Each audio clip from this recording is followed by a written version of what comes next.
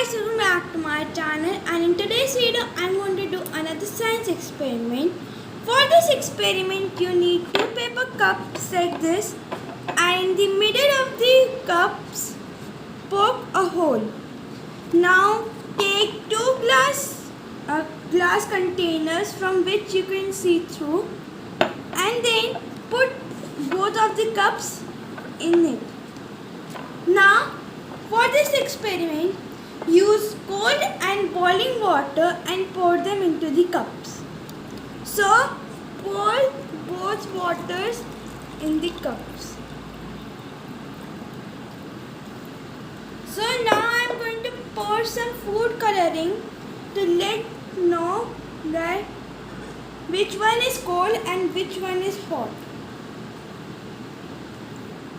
So now I am going to show you the difference between the quantity of water. So in cold water the quantity of water is this much, and in hot water the quantity is more than cold water. So the molecules of hot water move faster than cold water. The faster they move, the easier it is for them to slip past each other. That's why hot is more likely to leak than cold.